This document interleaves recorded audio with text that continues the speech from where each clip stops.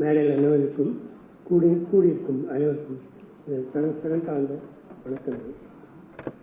In fact திரு D ராமாயணன் பற்றி சொல்லணும்னாக்கா 1950 எங்கள் அப்பா வேலூர், அப்போ எங்கள் ஆஃபீஸ் இருந்தது. சென்னை மெயில், பெங்களூர் மெயிலேருந்து ஏறி அவர் சென்னைக்கு வர வழக்கம். திரு டிஆர் அவர்கள் அரக்கோணத்துலேருந்து ஏறி வழக்கம். இவங்க 2 பேரும் சேர்ந்து அப்போலேருந்து இந்த ஃப்ரெண்ட்ஷிப் 1950 இன்றைக்கு வரைக்கும் தொடர்கின்றது.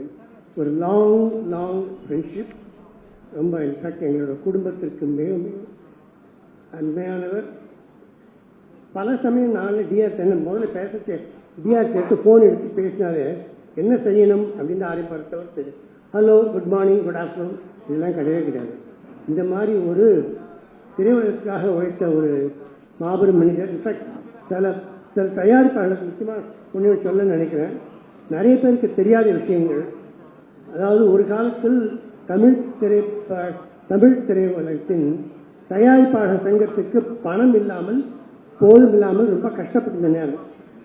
ஒரு நாள் ஒரு டிஆர் சுரேஷ் ஈவினிங் ஒரு 4:30 மணிக்கு இங்கே ஆஃபீஸ் வந்துட்டு போயேன், சரவண சார் வராரு அப்படின்னாரு. சரி சார், வரேன் சார் அப்படின்னா 4:30 மணிக்கு போனேன். அப்போ பார்த்தா அங்கே வலம்புரி சுவாமிநாதன் உட்காந்துருந்தார். அப்போ சொன்னால் தமிழில் இங்கே ப்ரொடியூசர்ஸ் கவுன்சிலில் கொடுக்கறதுக்கு பணம் இல்லை, ரூபாய் இல்லை, சப்ஸ்கிரிப்ஷன் இல்லை.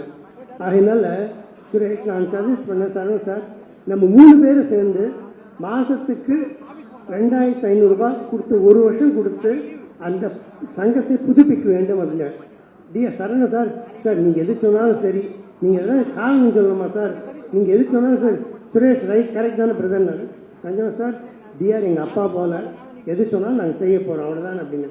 அன்றையிலேருந்து கிட்டத்தட்ட 1 வருஷம் அந்த தமிழ் ப்ரொடியூசர் கவுன்சிலை ஊக்குவித்து திரும்ப அதுக்கு உயிர் பெற்று அந்த அளவு பண்ணி கொடுத்துருக்கா.